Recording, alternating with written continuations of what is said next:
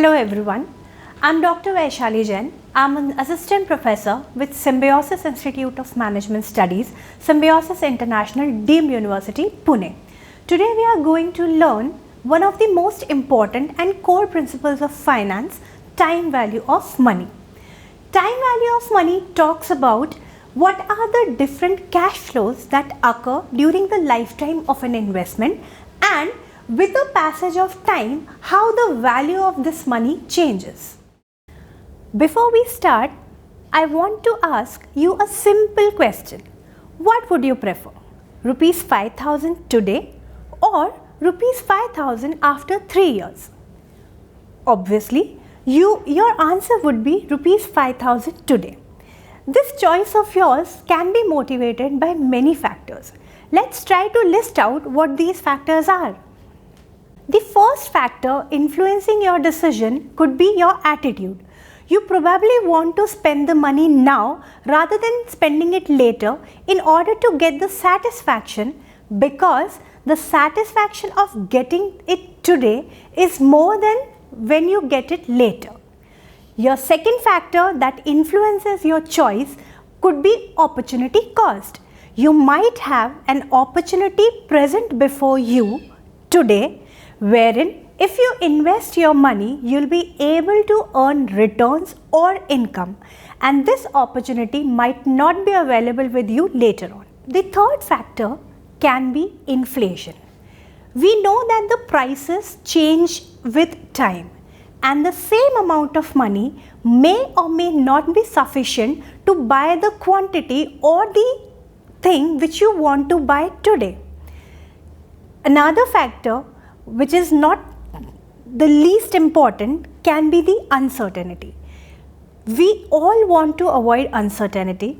It is possible that after the 3 years where you are expecting this 5,000 rupees, that 5,000 rupees doesn't even come back to you. People who are risk averse would not want to take this risk of losing rupees 5,000, which is why they might choose rupees 5,000 today instead of getting it at the end of 3 years. Out of these 4 factors, whatever be the reason, what you have understood or recognized is that the money changes its value with time, and hence your answer or your choice is motivated by time value of money. Now let me ask you one more question. What would you prefer? Rupees 5,000 today or rupees 6,500 after 3 years? To decide or choose between rupees 5,000 today and 6,500 3 years later, you'll ask yourself 2 questions. 1. Do I have anything better to do with that rupee 5,000 than lending it for rupees 1,500 for 3 years? Or second question can be, what if I take rupees 5,000 now, invest it somewhere, would I be able to make more than 6,500 rupees or less than 6,500? In short, if I invest this 5,000 rupee today, the income that I will earn over it will be greater than or less than the 1,500 rupee that I am eyeing after 3 years. In any case, from this example, we understand that time is one of the very important factors that plays role while your financial decision making. So we see that the concept of time value of money talks about money changing its value with passage of time. The argument behind this is the potential or capacity of money to generate income in the form of interest, dividend, or even capital gains. Whenever we invest money, the cash flows arising out of it or the cash flows going into it can be classified into lump sum amount, annuity, annuity due, and uneven or multiple cash flows. Let's discuss these 4 cash flows one by one. A lump sum amount.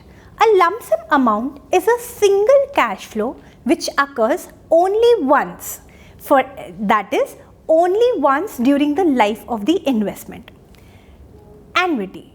An annuity is a series of equal payments or receipts which occurs over a specified number of equidistant periods which become due at the end of every period.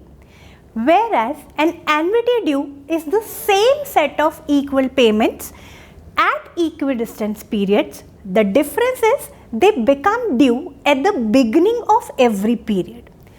And the uneven or multiple cash flows are nothing but the different cash flows occurring over the period of time.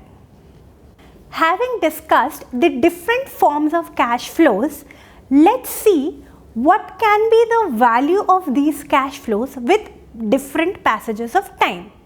These cash flows can have two values. One is the present value of these cash flows and other is the future value of these cash flows. Let's talk about the present value of these cash flows. Present value is nothing but the future amount which we want. What is the current value of that?